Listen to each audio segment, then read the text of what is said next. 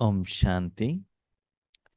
आज के वरदान, बाप दादा के वरदान अपने मीठे बच्चों के प्रति। डेट 28 अक्टूबर 2025। वरदान है, हर संकल्प व कर्म को श्रेष्ठ और सफल बनाने वाले ज्ञान स्वरूप समझदार भव। हर संकल्प व कर्म को श्रेष्ठ और सफल बनाने वाले ज्ञान स्वरूप समझदार भव। बाबा के बच्चे बने हैं, ईश्वरीय विश्वविद्यालय के स्टूडेंट्स हैं। हमको यहाँ भगवान क्या सिखाता है? जिंदगी जीने का कला सिखाते हैं। हर स्कूल में कुछ ना कुछ सिखाते हैं ना। इस दुनिया में जब आत्मा आती है, कुछ ना कुछ जरूर सीखती है। पहले अपने कर्मों द्वारा, अनुभव द्वारा, किसी व्यक्ति द्वारा, बुक्स द्वारा, गूगल द्वारा, यूट्यूब द्वारा, इसे जिंदगी में अंतिम समय तक कुछ ना कुछ सीखती है। लेकिन उसमें आत्मा को क्या कल्याण है, क्या अच्छा है, ये हम नहीं जानते हैं। इसलिए दिन ब दिन सत्युग के बाद हम नीचे उतरते गए। उसका फलस्वरूप अशांति, दुख, परिस्थितियां, विघ्न, समस्याएं आने लगी। तो वहां से बाहर आने के लिए हमने भगवान के आगे जाकर प्रार्थना की, भगवान ऐसे हो रहा है, हमको सही रास्ता दिखाओ। तो जब आपका भक्ति का फल मिलने का समय आया, तो बाबा ने आपको ज्ञान दिया, उठाया और अपने बच्चे बनाए। अभी जो ज्ञान मुझे मिला है, उस ज्ञान को मेरे हर कर्म में, हर कर्म माना आत्मा का जो कर्म स्टार्ट होता है, फर्स्ट स्टार्टिंग संकल्प द्वारा, है ना। पहले मन को यूज करता है आत्मा, जो भी कर्म करना है। तो कर्म का स्टार्टिंग पॉइंट मुझे ये करना है। मुझे इस साल में नया बिल्डिंग लेना है, नया गाड़ी लेना है, ये साधना करनी है, माउंट आबू जाना है। जो भी स्टार्टिंग पॉइंट संकल्प, क्या करना है मुझे। उसके बाद कर्म, उसके बाद कर्म का फल। तो ये जो ज्ञान है, हमको पहले स्टार्टिंग्स, इनिशियली वहां से ही ज्ञान का अप्लीकेशन करना है। कैसे? उसके लिए बाबा कहते पहले संकल्प, उसके बाद कर्म, उसके बाद फल। फाइनल हमको फिर फल मिलना चाहिए ना। हम क्या चाहते हैं? वो फल सफल हो, है ना। वो फल आत्मा को सुकून दे, खुशी दे, आराम दे। जब आत्मा के अकाउंट में जमा होता है तो खुशी होती है, नहीं तो माइनस होता है तो दुख का एहसास होता है ना। क्योंकि आपके बिजनेस में लॉस हो गया, माइनस हो गया, है ना। तो ये मेन इंटेंशन है। तो वो होने के लिए स्टार्टिंग से, कर्म के पहले, कर्म के समय पर, कर्म के फल अनुभव करने के समय पर आपको क्या बनना है? ईश्वरीय ज्ञान को जो भगवान ने हमको सिखाया है, वो अप्लीकेशन करना है। उसको बाबा कहते ज्ञान स्वरूप। ज्ञान क्या है? जिसके साथ आप कनेक्ट होते हो, स्वरूप, मेरा रूप। जिस सेकंड में आप जिसके साथ कनेक्ट होते हो, उसका जो रूप का अनुभव आपको होता है, तब उसका ज्ञान मिलता है। गुलाब जामुन के साथ कनेक्टेड है, गुलाब जामुन क्या है पता चल। आग के साथ कनेक्ट होंगे, आग में क्या गुण है आपको पता चलता है, ज्ञान। परमात्मा के साथ कनेक्ट होंगे तो परमात्मा में क्या ज्ञान है वो आपको समझ में आता है। माना स्वरूप, मेरा रूप, उसके साथ कर्मेंद्रियों द्वारा कनेक्ट होना चाहिए। तब उस साधन में जो भी गुण है, जो रूप है, उसका अनुभव, ज्ञाता, अनुभवी, समझदार हम बन जाते हैं। ठीक है। अभी मेरा हर कर्म सफल हो, क्या करना है? सफल होना है, हम जानते हैं 5000 साल में सिर्फ एक ही युग में हमारा कर्म सफल होता है, वो है संगम युग। क्योंकि उस समय सुकर्म होता है। सत्युग त्रेतायुग में अकर्म, यहाँ जो अपने सेविंग्स किया बैठकर खा लेते हैं। द्वापर कलयुग में विकर्म, संगम युग में सुकर्म। क्यों? अब बाबा के साथ जुड़े हो, बाबा के श्रीमत के अनुसार कर्म कर रहे हैं, बाबा के साथ संगम में हो, साथ में हो। तो हम कभी कभी क्या करते हैं, कर्म करने के पहले बाबा को कह देते, बाबा देखो ऐसा ऐसा है, बाबा को कह दिया, कर्म कर दिया। लेकिन कर्म के समय पर बाबा नहीं रहता है, और कर्म का फल आने के बाद बाबा को रिपोर्ट नहीं करते हैं, बाबा देखो ये कर्म ऐसा हुआ, रिपोर्ट नहीं करते हैं। ज्यादातर हम भगवान को कब याद करते हैं? संकल्प करने के बाद, कर्म करने के बाद। वो कर्म का फल असफल आता है तब बाबा करके जाते हैं। तो तब तक टाइम लेट हो गया है, तो क्या कर सकते हैं? उसको ज्ञान स्वरूप नहीं कहते बाबा।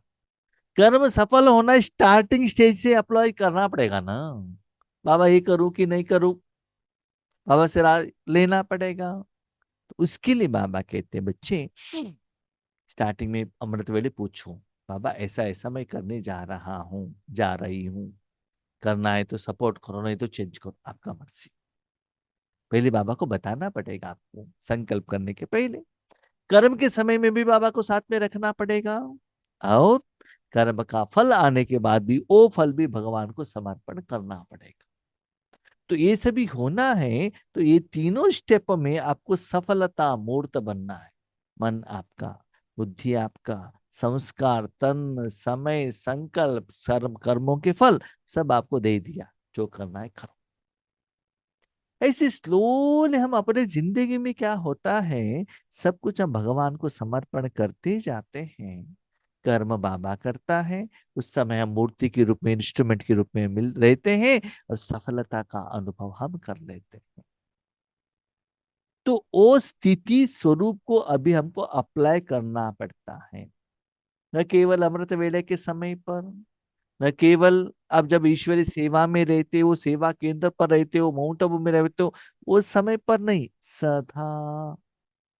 लौकिक में हो, अलौकिक में हो, पुरुषार्थ में हो, हिसाब किताब के समय में हो, हॉस्पिटलाइजेशन हुआ है, किसी को हेल्प करने के लिए, वट एवर इट में भी, हर जगह पर इस ज्ञान को अप्लीकेशन करना है। माना उस समय बाबा मेरे साथ में है, बाबा ही ये कर्म कर रहा है, बाबा रहने के कारण ही मुझे ये सफलता का, खुशी का, आनंद का, प्यार का, शक्तियों का, दुआओं का, आशीर्वाद का अनुभव हो रहा है।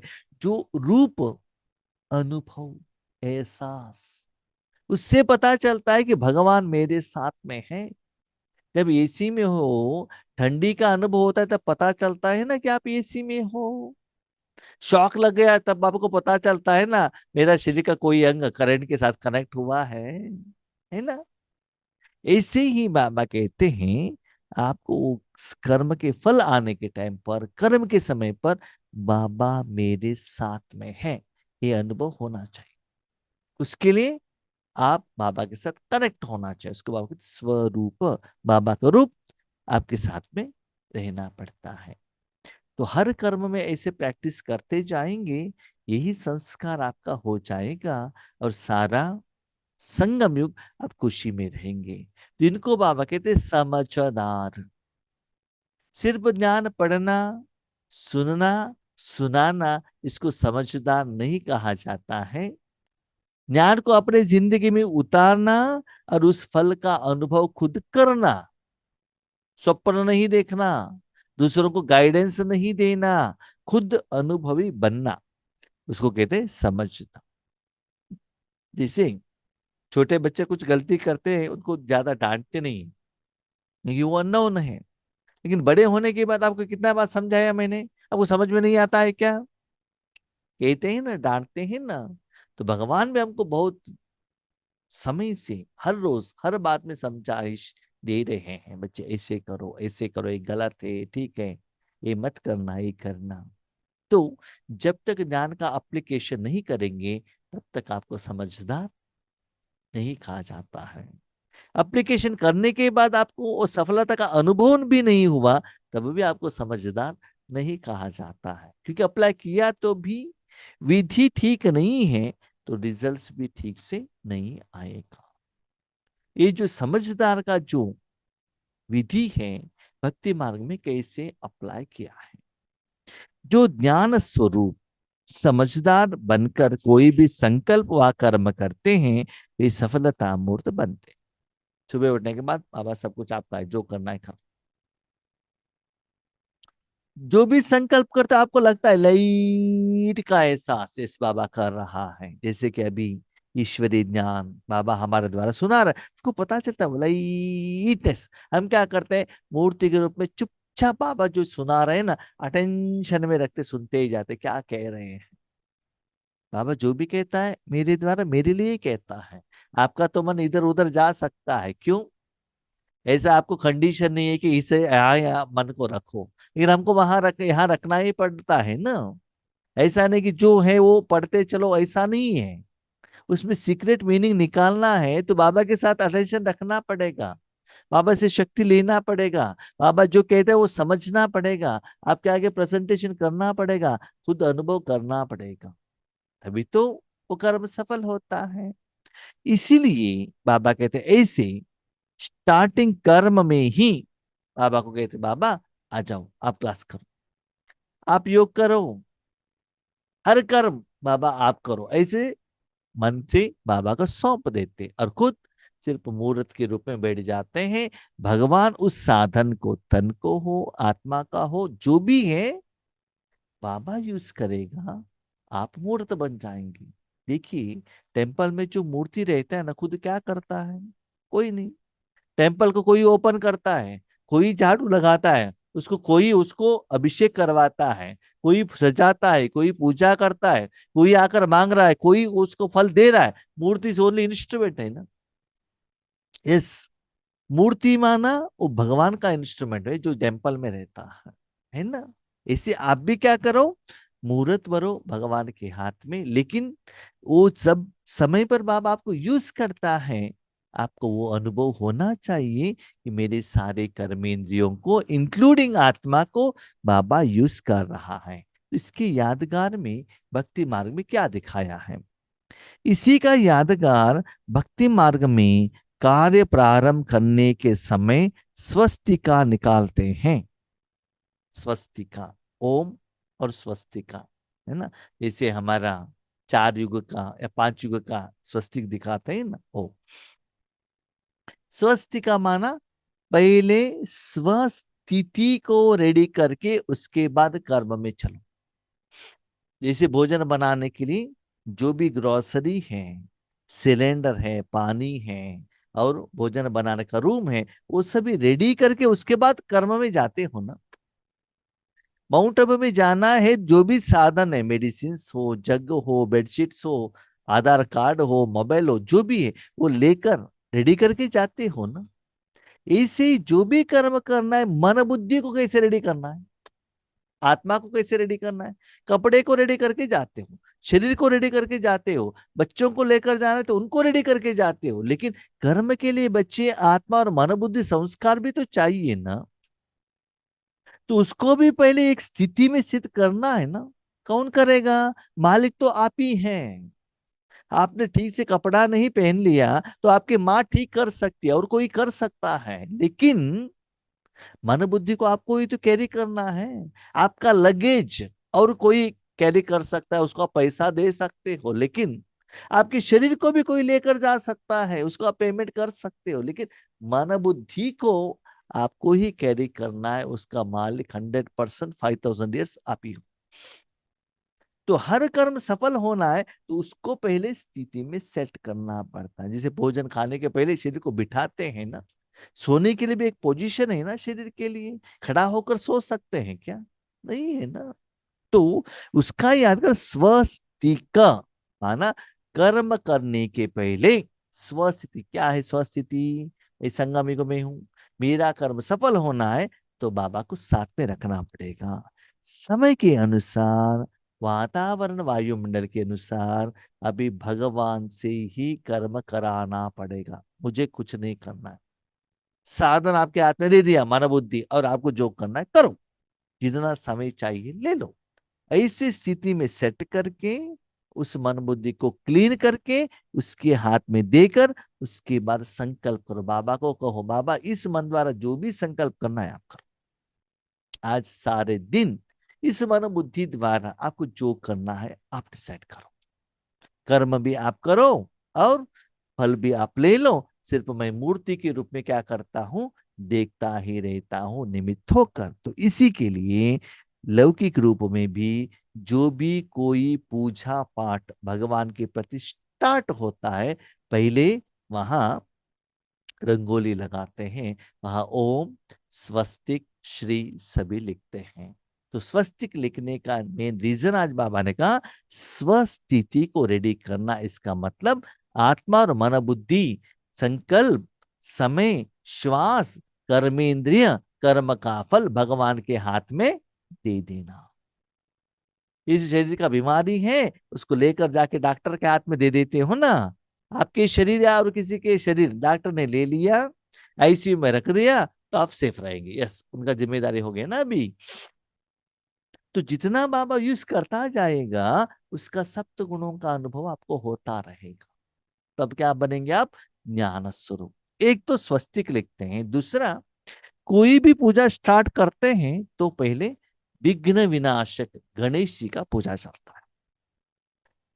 प्रारंभ करने समय स्वस्तिका निकालते हैं, वास गणेश को नमन करते हैं, गणेश जी का पूजा करते हैं। क्यों?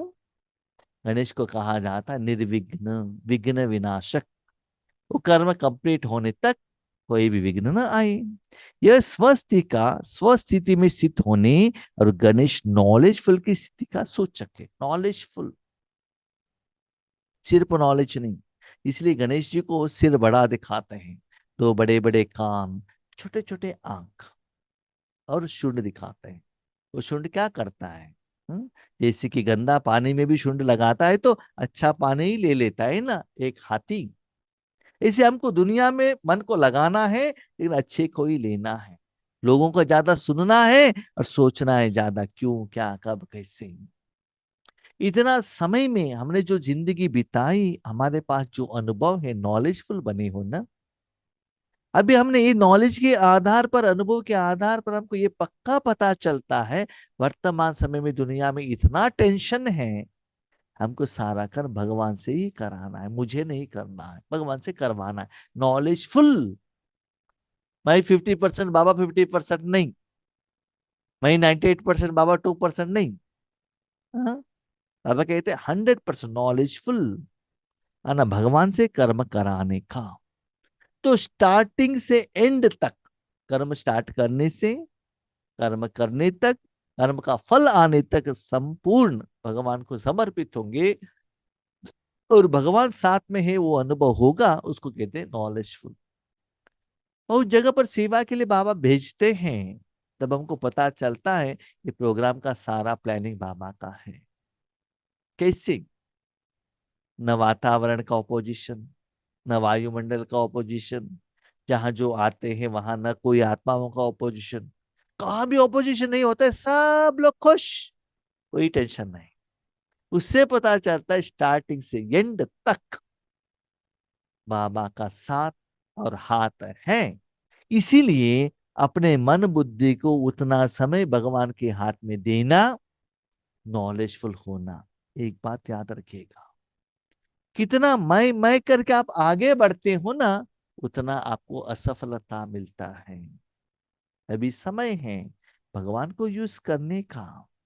इसलिए नॉलेजफुल बनने का यादगार गणेश जी को दिखाया जाता। इसलिए पहले गणेश जी की पूजा द्वारा वो प्रोग्राम स्पेशली, आपके घर में कोई पूजा पाठ चल रहा है या कीर्तन चल रहा है, गायन भजन यज्ञ जो भी चलता है, कनेक्टिंग ऑफ गॉड, कुछ एक पर्पस रखकर कोई भी पूजा पाठ आप ब्राह्मण करते हैं तो पहले गणेश जी का पूजा द्वारा स्टार्ट होता है। ठीक है, तो उसका स्पिरिचुअल मीनिंग आज बाबा ने बताया। इसका मतलब स्टार्टिंग से ही आपको सब कुछ भगवान के आगे समर्पण करना है। तो इसको कहते हैं नॉलेजफुल स्थिति। हाँ, हम कभी कभी क्या करते हैं, भगवान को आगे रखने के बदले खुद मैं आगे बढ़ता हूँ। नहीं तो अपने माता पिता को रखते हैं, कोई मनुष्य आत्माओं को रखते हैं, कोई साधन को रखते हैं, कोई पोस्टर पोजीशन को रखते हैं। भले ही रखो, लेकिन बच्चे उस कर्म में आपको सफलता नहीं मिलेगा। बड़े हॉस्पिटल में जाना है, पहले बाबा को कहकर जाओ, नहीं नहीं मेरे पास पैसा है, अच्छे अच्छे डॉक्टर है, कुछ भी हो, भगवान के सहयोग के बिना आप कुछ नहीं कर सकते हैं। भगवान का हाथ है तो बड़े बड़े समस्या भी छोटा बन जाएगा। राइट। आप बच्चे जब स्वयं नॉलेजफुल बन हर संकल्प व कर्म करते हो तो सहज सफलता का अनुभव होता है। ज्ञानपूर्ण, तीनों लोकों का ज्ञान, तीनों कालों का ज्ञान, 5000 सालों का ज्ञान, कर्म फिलॉसफी का ज्ञान, संगम युग का ज्ञान, आत्मा का ज्ञान, ये सभी ज्ञान सुनना सुनाना नहीं, जब हर कर्म में आप अप्लाई करते हो उसका फल ही सफलता। सफल हुआ इसका मतलब कर्म ठीक हुआ, इसका मतलब इस धरा पर भगवान जो कर्म करता है वही सफल होता है। 50% सफलता है, 50% नहीं है, इसका मतलब आपने भगवान को 50% यूज किया। सफलता का परसेंटेज चेक करो, इतना परसेंटेज है उतना बाकी असफलता कारण मैं और मेरापन या देहभान या विकार, नहीं तो और कोई परमत एक कारण रहता है। ठीक है, इसलिए कर्म होने के बाद मन खुश होता है तो सफलता का अनुभव होता है। भी बच्चे क्वेश्चन पूछते हैं, मेरा कर्म सफल हुआ कि नहीं, कैसे पता चलेगा। बच्चे भी कुछ कम नहीं है, बाबा जितना आंसर देते जाते हैं ना, बच्चे भी ऐसे क्वेश्चन पूछते ही रहते हैं क्लैरिफिकेशंस के लिए। ऐसे ही श्री कृष्ण जी ने कृष्ण अर्जुन के आगे भगवत गीता सुनाई, सुनते ही नेक्स्ट क्वेश्चन रेडी होता था अर्जुन जी का। तो बाबा का मुरली में ऐसा ही चलता है, एक क्वेश्चन आंसर, तब मजा आता है मुरली सुनने में। ओके, बाबा ने कहा इस भी करने के बाद सहज सफलता का अनुभव होता है, लेकिन कैसे पता चलेगा सफल हुआ कि नहीं। उसका आंसर बाबा ने स्लोगन में दिया, ब्राह्मण जीवन की विशेषता है खुशी, इसलिए खुशी का दान करते चलो। देखिए, पूजा पाठ भक्ति मार्ग में कौन करते हैं, ब्राह्मण ही तो करते हैं। तो ब्राह्मण द्वारा और किसी का समस्या का समाधान के लिए भले टेम्पल में हो या उनके घर में जाकर पूजा पाठ करते हैं, तो पहले स्वस्तिक दो रंगोली जो लिखते हैं वो ब्राह्मण लिखते हैं। गणेश जी का पूजा ब्राह्मण करते हैं, संकल्प ब्राह्मण करते हैं, रिप्रेजेंटेशन उस घर का मालिक का रिप्रेजेंटेशन हो, लेकिन बीच में मीडिया कौन है, ब्राह्मण है ना। तो ब्राह्मण जीवन का विशेषता है खुशी। ब्राह्मण माना आप एक ब्रिज हो भगत और परमात्मा के बीच में, या कोई पंच तत्व या कोई आत्मा या कोई ज्ञानी को भगवान कुछ देना चाहता है तो आपको निमित्त बनाता है। मैंने अपने ईश्वरीय जिंदगी में देखा है, बहुत सारे आत्माएं फोन करते हैं, भाई जी ऐसा है वैसा है, योग कीजिएगा। यस, आप लोगों को हेल्प करना बाबा संकल्प करता है, हमको सिर्फ निमित्त बनाता है बस, और बाकी कुछ नहीं। आप लोगों के साथ हमारा हिसाब किताब रहता है, इसलिए हमारे द्वारा करता है, हम तो निमित्त हैं। बस बाबा को कह देते, बाबा देखो इस आत्मा ने ऐसे कहा, आपको जो चाहिए दे दो, मन आपके हाथ में दे रहे हैं। तो ऐसे आपने विधि से ईश्वरीय शक्तियों को यूज किया, बाबा की तरफ मन बुद्धि को रखा, तो क्या होता है आपका उसका फल खुशी। बाबा मुझे यूज कर रहा है, कर्म के समय में भी, कर्म के पहले भी, कर्म के बाद जब रिजल्ट्स आता है तो खुशी। जितना आपके पास खुशी आता है ना, उस खुशी को दान करो, दान करो, दान करो। तो सदा खुश मिजाज बनकर रहना, हर कर्म बाबा को यूज करना, ब्राह्मण बनकर रहना, स्वार्थी नहीं बनना, भगत नहीं बनना, सदा अपने जीवन सभी लोगों के लिए रखना, और उतना वॉल्यूम में खुशी आता रहेगा। जितना वॉल्यूम में भगवान की शक्ति आशीर्वाद कर्मों का फल खुशी के रूप में आता है, और उसको दान कर। जैसे आपके पास पैसा है बैंक में रखा, इंटरेस्ट आया, यूज मत करना, वापस उसको डिपॉजिट करना, उस इंटरेस्ट में भी और आपको क्या हो जाएगा, इंटरेस्ट आ जाएगा। इसलिए जितना आपकी जिंदगी में जितना खुशी आता है उतना खुशी का दान करते जाना, तब क्या होगा, आप सफलता मूर्त बन जाएंगे। ओके, हम शांति।